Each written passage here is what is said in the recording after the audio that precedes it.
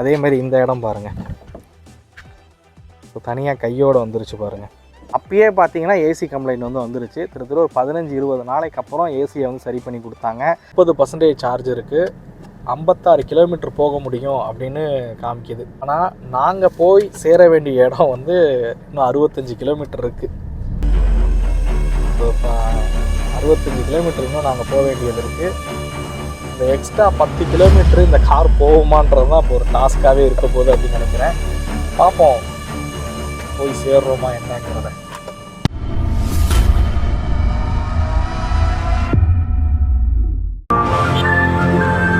வீரமே ஜெயம் மச்சான். First time பையருக்கெல்லாம் ஈவி கார் செட் ஆகாதுன்னு அப்பயே சொன்னேன். இப்போ இந்த ஈவி காரை வாங்கிட்டு ரேஞ்ச் கம்மியாக கொடுக்குதுன்னு புலம்பிக்கிட்டே இருக்கியேடா. இந்த மனுஷன்ட்ட அப்போவே சொன்னேன், ஈவி கார் வாங்க வேணாம், பெட்ரோல் கார் வாங்கிக்கலான்னு. இப்போ எங்கேயாவது வெளியில் போகலான்னா சார்ஜ் இருக்காது, இந்த கார் அவ்வளோ தூரம் போகாதுன்னு சொல்கிறாங்க. அப்புறம் எதுக்கு தான் இந்த கார் வாங்கினாங்கன்னு எனக்கு தெரியல.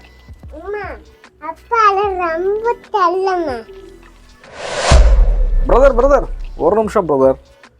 உங்களோட ஈவி கார் ரிவ்யூவிலே நீங்கள் சொல்லியிருக்கீங்க ஈவி கார் கம்பெனி கொடுக்கக்கூடிய ரேஞ்ச் கண்டிப்பாக கொடுக்காது அப்படின்னு. ஈவி கார் அதிகமாக ரேஞ்ச் கொடுக்கணுன்னா என்ன ப்ரோ பண்ணணும்? கொஞ்சம் அதையும் சொன்னீங்கன்னா நல்லாயிருக்கும். ஸோ ஆக்சுவலாக தம்ப்நெயில் பார்த்துருப்பீங்க, டாட்டா ஈவி கார்ஸில் நம்மளை ஏமாத்துறாங்களா அப்படின்னு. ஸோ இன்றைக்கி நம்ம என்ன பண்ண போகிறோம் அப்படின்னு கேட்டிங்கன்னா, ஸோ நம்ம கூட டியாகோ ஈவியோட லாங் ரேஞ்ச் மாடல் இருக்குது. கம்பெனி சர்டிஃபைட் பண்ணக்கூடிய ரேஞ்ச் வந்து 315 கிலோமீட்ரு. ஸோ இன்றைக்கி 315 கிலோமீட்டர் ரேஞ்ச் இந்த காரால் போக முடியுமா அப்படிங்கிறத நம்ம வந்து டெஸ்ட் பண்ண போகிறோம். ஸோ அதனால் 2 டெஸ்ட்டாக பிரித்து பண்ண போகிறோம். ஒன்று வந்து ஹைவே ரைடு, ஸோ ஹைவேல வந்து ஃபாஸ்ட்டாக காரை ஓட்டி எவ்வளோ ரேஞ்ச் கொடுக்குது அப்படிங்கிறத பார்க்க போகிறோம், 100ல் இருந்து 10% வரத்துக்கு. அதே மாதிரி சிட்டிக்குள்ளே நம்ம ஓட்டும் போது எவ்வளோ ரேஞ்ச் கொடுக்குது, ரேஞ்ச் அதிகமாக கொடுக்கணுன்னா நம்ம எப்படி காரை ஓட்டணும், இது எல்லாத்தையுமே டீட்டெயிலாக அந்த வீடியோவில் பார்ப்போம். வீடியோக்குள்ளே போகிறதுக்கு முன்னாடி தமிழ் வீல் சேனலை சப்ஸ்கிரைப் பண்ணாதவங்க மறக்காமல் சப்ஸ்கிரைப் பண்ணிக்கோங்க. கூடவே அந்த பெல் ஐக்கானையும் ப்ரெஸ் பண்ணிக்கோங்க. கோடிங் கற்றுக்காமல் நீங்களும் ஐடி வேலைக்கு ஈஸியாக ஸ்விட்ச் ஆகலாம். இந்த டிஜிட்டல் மார்க்கெட்டிங் கோர்ஸை பிளேஸ்மெண்ட் ட்ரைனிங்கோட கற்றுக்கங்க. அதுக்கு நீங்கள் அணுக வேண்டிய இடம் பெஸ்ட் டெக் கிளாஸ் ரூம். டிஸ்பிளேல தெரியிற காண்டாக்ட் நம்பரை காண்டாக்ட் பண்ணுங்கள். இவங்க டீட்டெயில்ஸ் டிஸ்கிரிப்ஷனையும் கொடுத்துருக்கேன். ஓகே, ஃபஸ்ட்டு நம்ம வந்து ஹைவேஸில் ஓரளவுக்கு ஹை ஸ்பீடு வந்து க்ரூஸ் பண்ணி பார்ப்போம். ஒரு 80, 90, 100. ஸோ இந்த ரேஞ்செலாம் போகும்போது இந்த கார் எந்த லெவலுக்கு ரேஞ்ச் கொடுக்குது அப்படிங்கிறத வந்து பார்ப்போம். 100% ஃபுல் சார்ஜில் தான் நான் எடுத்துருங்க. இப்போ ரீஜன் வந்து ஆஃபில் தான் வச்சுருக்கோம். ஸோ ஹைவேஸ்லாம் ஓட்டுறீங்கன்ற பட்சத்தில் நீங்கள் ரீஜன் வந்து ஆஃப்லேயே வச்சு கூட ஓட்டுக்கலாம். 212 கிலோமீட்டர் போகும் அப்படின்னு காமிக்கிது கிளஸ்டரில். 7733 கிலோமீட்டர் ஓடி இருக்குது, 212 கிலோமீட்டர் போக முடியும் அப்படின்னு சொல்லி காமிக்குது. சார்ஜ் வந்து 100%ல் தான் வந்து நம்ம ஸ்டார்ட் பண்ணுறோம். ஸோ அகெயின் ஒரு 10% சார்ஜ் வரும்போது எந்த லெவலுக்கு நம்ம ஓட்டியிருக்கோம் அப்படிங்கிறத உங்களுக்கு நான் காமிக்கிறேன். இந்த ரைடு ஃபுல்லாமே வந்து நம்ம வந்து 80, 90, 100 அந்த ரேஞ்சில் தான் வந்து ஒரு ஹைவேஸில் எந்த லெவலுக்கு போனால் நம்ம போவோமோ அந்த மாதிரி தான் நான் வந்து இந்த வெஹிக்கிளை வந்து க்ரூஸ் பண்ண போகிறேன்.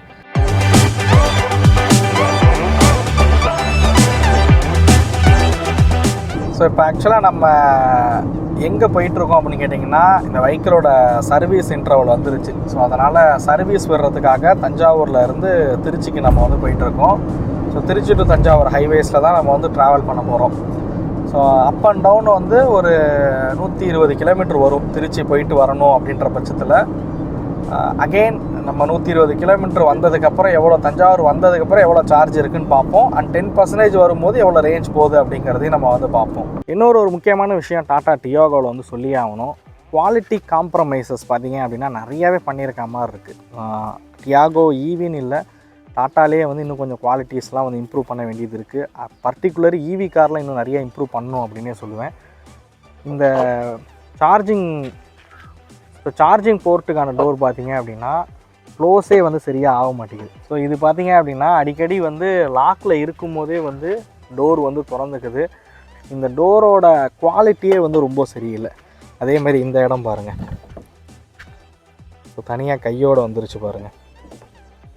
ஸோ அடுத்ததாக கார் வாங்கின புதுசுலேயே பார்த்திங்கன்னா ஏசி கம்ப்ளைண்ட் வந்து வந்துச்சு. ஸோ கார் வாங்கி ஒரு 1500 கிலோமீட்டர் ஓட்டின சமயத்திலே, அதாவது நம்ம வந்து சென்னை டு தஞ்சாவூர் போயிட்டு வந்த ரைடு வந்து போயிட்டு வந்திருப்போம். அந்த வீடியோ நம்ம சேனலில் இருக்குது. அப்பயே பார்த்தீங்கன்னா ஏசி கம்ப்ளைண்ட் வந்து வந்துருச்சு. கிட்டத்தட்ட ஒரு 15-20 நாளைக்கு அப்புறம் ஏசியை வந்து சரி பண்ணி கொடுத்தாங்க. ஃப்ரண்ட்டில் பார்த்தீங்கன்னா ஃபேன் நாய்ஸ் வந்து ரொம்ப அதிகமாக கேட்டுக்கிட்டு இருந்துச்சு. பட் இப்போ வந்து அரெஸ்ட் பண்ணி கொடுத்துட்டாங்க.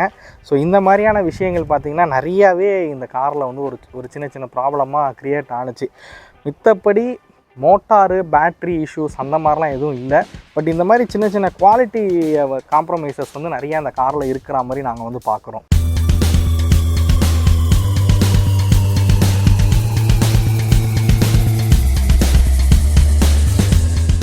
ஸோ கிட்டத்தட்ட நம்ம வந்து 75% சார்ஜ் வந்துருச்சு. எவ்வளோ ஓடி இருக்குது அப்படிங்கிறத உங்களுக்கு காமிக்கிறேன். 75% சார்ஜ் வந்துருச்சு. 149 கிலோமீட்டர் இன்னும் போக முடியும் அப்படின்னு காமிக்குது. கிட்டத்தட்ட ஒரு 62 கிலோமீட்டரு பக்கம் ரேஞ்ச் வந்து குறைஞ்சிருச்சு.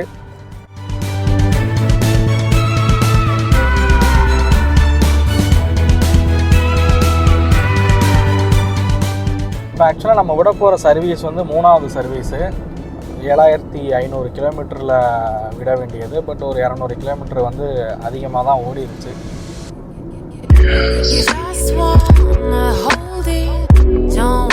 Swim it over. It feels like you got it. You want your roller coaster. Don't ask me about my freedom. Guys, இப்போ ஆக்சுவலாக காரில் வந்து 30% சார்ஜ் இருக்குது. 56 கிலோமீட்டர் போக முடியும் அப்படின்னு காமிக்குது. ஆனால் நாங்கள் போய் சேர வேண்டிய இடம் வந்து இன்னும் 65 கிலோமீட்டர் இருக்குது. இப்போ 65 கிலோமீட்டர் இன்னும் நாங்கள் போக வேண்டியது இருக்குது. இந்த எக்ஸ்ட்ரா 10 கிலோமீட்டர் இந்த கார் போகுமான்றது தான் இப்போ ஒரு டாஸ்க்காகவே இருக்க போகுது அப்படின்னு நினைக்கிறேன். பார்ப்போம் போய் சேர்றோமா என்னங்கிறத.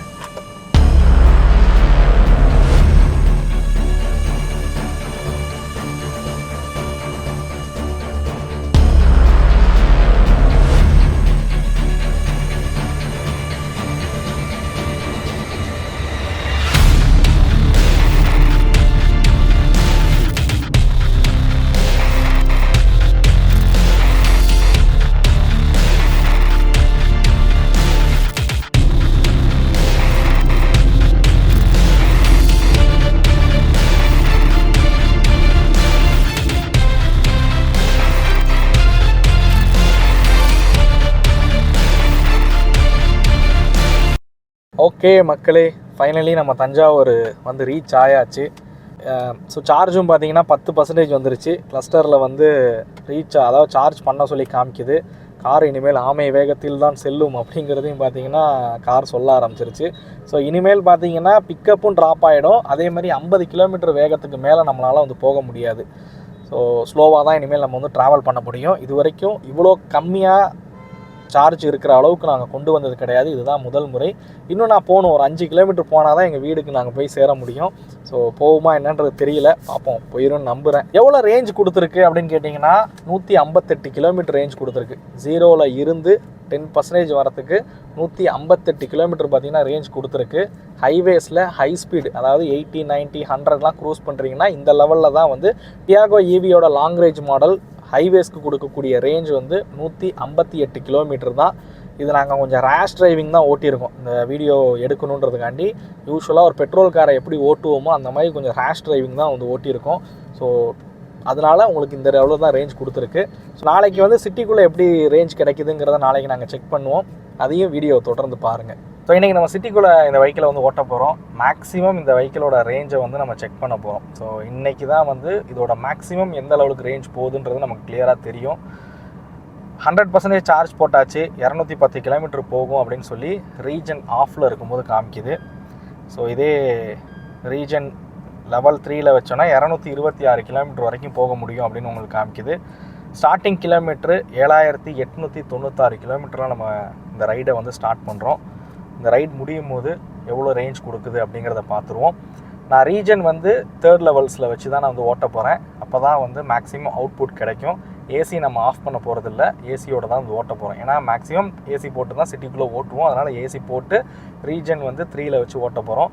இதுக்கான ரீசன் எல்லாத்தையும் இதில் நான் 1 by 1 சொல்ல ஆரம்பிக்கிறேன்.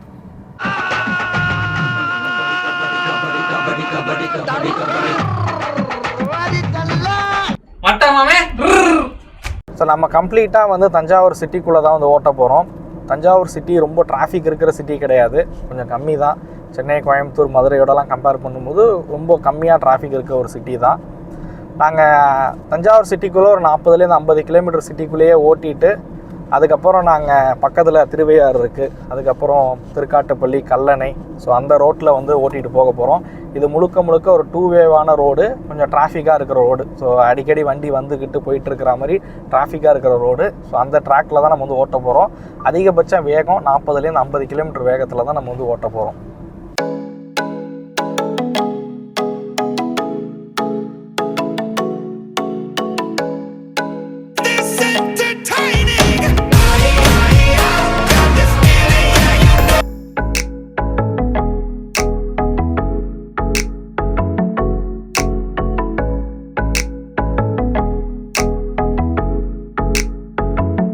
ஸோ ரீஜெனரேட்டிவ் பிரேக்ஸ் அப்படின்றதுனா என்ன? ஏன்னா இப்போ நிறைய ஈவி கார்ஸு, ஈவி ஸ்கூட்டர்ஸ்லாம் அந்த ரீஜெனரேட்டிவ் பிரேக்ஸ் அப்படிங்கிறத கேள்விப்படுறோம். அதுக்கான விளக்கத்தை ஃபஸ்ட்டு தெரிஞ்சுக்கங்க. ஸோ என் கையில் இருக்கிறது பார்த்தீங்க அப்படின்னா சின்ன சின்ன டாய் காரெல்லாம் பயன்படுத்தக்கூடிய 6 வோல்ட் டிசி மோட்டார் தான் இருக்குது. இது 3 வோல்ட், 6 வோல்ட், 9 வோல்ட்லாம் கிடைக்கக்கூடிய ஒரு மோட்டார் தான். ஸோ இந்த மோட்டார் எப்படி ஒர்க் ஆகுதோ அதே மாதிரி தான் உங்களுக்கு எலக்ட்ரிக் கார், எலக்ட்ரிக் ஸ்கூட்டரில் இருக்கக்கூடிய மோட்டாரும் ஒர்க் ஆகும். எல்லாருக்கும் தெரியும் இதில் வந்து பேட்டரி சப்ளை கொடுக்கும்போது உங்களுக்கு மோட்டார் வந்து ரன் ஆகும் அப்படிங்கிறது. ஸோ இதில் நான் வந்து ஒரு சின்ன எல்இடி லைட் வந்து ஃபிக்ஸ் பண்ணியிருக்கேன். ஸோ நான் சுற்றும் போது அந்த லைட் எரியிறத உங்களால் வந்து பார்க்க முடியும். ஸோ பேட்டரியில் சப்ளை கொடுத்தீங்க அப்படின்னா இது மோட்டாராக ரன் ஆகும். ஒரு எக்ஸ்டர்னல் ஃபோர்ஸ் கொடுத்து இந்த மோட்டாரை ரன் பண்ணும்போது அந்த மோட்டார் ஒரு ஜென்ரேட்டராக ஒர்க் ஆகும். அது ஒரு எலக்ட்ரிசிட்டியை ப்ரொடியூஸ் பண்ணும். அதாவது நம்ம கொடுக்கக்கூடிய கைனட்டிக் எனர்ஜியை எலக்ட்ரிக்கல் எனர்ஜியாக கன்வெர்ட் பண்ணி கொடுக்கும். இதே தான் நம்ம பயன்படுத்தக்கூடிய எலக்ட்ரிக் கார் அண்ட் எலக்ட்ரிக் ஸ்கூட்டர்லேயும் நடக்கக்கூடியது. ஸோ நீங்கள் ஆக்சலேட் பண்ணும்போது பேட்டரியிலேருந்து எலக்ட்ரிக் சப்ளை எடுத்து மோட்டார் ரன் ஆகும். அதனால் வெஹிக்கிள் வந்து மூவ் ஆகும்.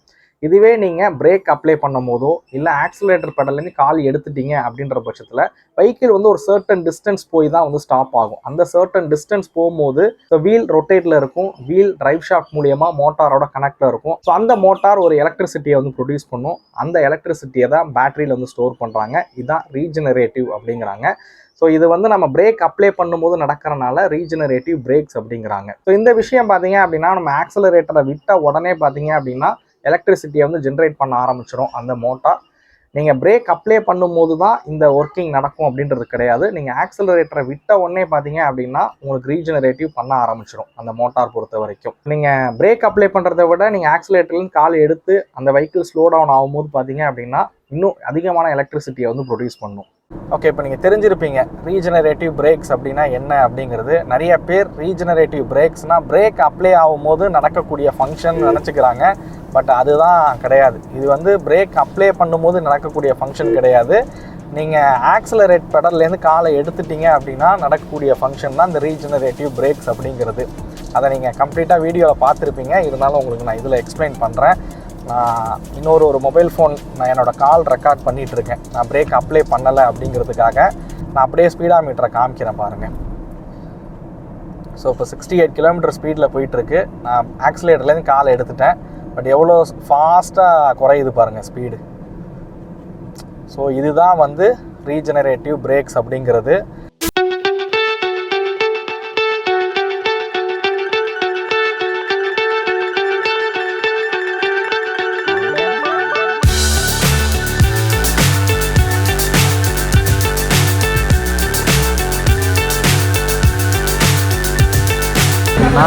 ஆண்ட ஒரு அசோ கடையில் அல்வா சாப்பிடுவாங்க. எங்கடா போறாங்க இவங்கலாம்? டேய் எங்கடா போறாங்க? எங்கடா போறீங்க எல்லாரும்? லீவ் நாள் அதுவுமா சாயங்காலமா எங்க கிளம்பி போறாங்க? எங்க போறான்? இந்த அப்புறம் எங்க போறான்? டேய் அவளை எங்க போறான்? ஸோ நம்ம 50% ஓட்டியாச்சு. ஸோ ஆக்சுவலாக கிளஸ்டர் 103 கிலோமீட்டர் பார்த்தீங்க அப்படின்னா நம்ம வந்து ட்ரைவ் பண்ணியிருக்கோம். இன்னும் 102 கிலோமீட்டர் போக முடியும் அப்படின்னு சொல்லி கிளஸ்டரில் வந்து காமிக்குது. ஆல்மோஸ்ட் எனக்கு தெரிஞ்சு நேத்தியை விட இன்றைக்கி கொஞ்சம் கூடுதலாக ஓடுறதுக்கான வாய்ப்பு இருக்குது. ஸோ 40 to 50 இந்த கிலோமீட்டர் ரேஞ்சில் தான் வந்து நம்ம வந்து ஓட்டிகிட்டு இருக்கோம்.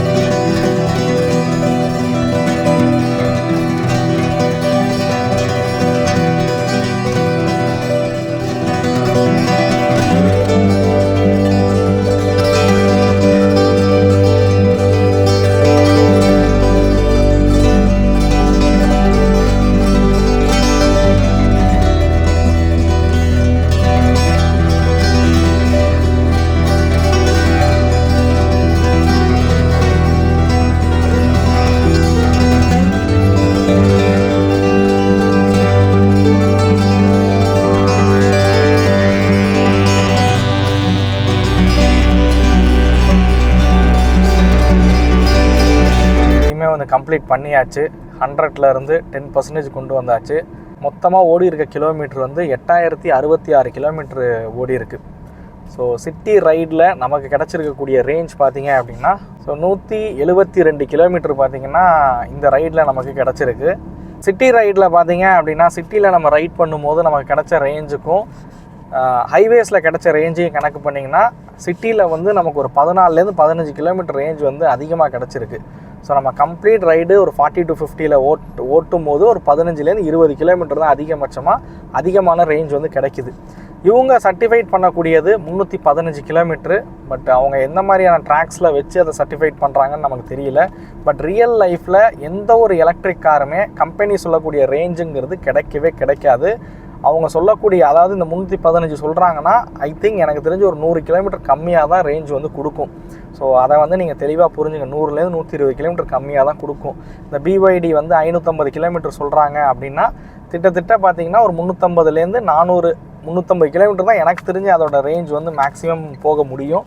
ஸோ கம்பெனி சொல்லக்கூடிய ரேஞ்ச் வந்து கண்டிப்பாக போகாது. அது டியாகோ ஈவியாக இருந்தாலும் சரி, இல்லை நெக்ஸான் ஈவியாக இருந்தாலும் சரி, BYD போனாலும் சரி. ஸோ எல்லாமே பார்த்திங்கன்னா ரியல் லைஃப்பில் ஓட்டும் போது கம்மியான ரேஞ்ச் தான் வந்து கொடுக்கும். ஸோ அதுதான் இந்த வீடியோவில் நாங்கள் சொல்ல வந்தது. ஸோ இந்த வீடியோ உங்களுக்கு பிடிச்சிருக்கும் அப்படிங்கிறத நம்புகிறேன். இந்த வீடியோ பற்றின கருத்துக்களை மறக்காமல் கமெண்ட் பண்ணுங்கள். அடுத்த வீடியோவில் சந்திக்கும் வரை தமிழ் வீல்ஸ் மணிகண்டன். நன்றி, வணக்கம்.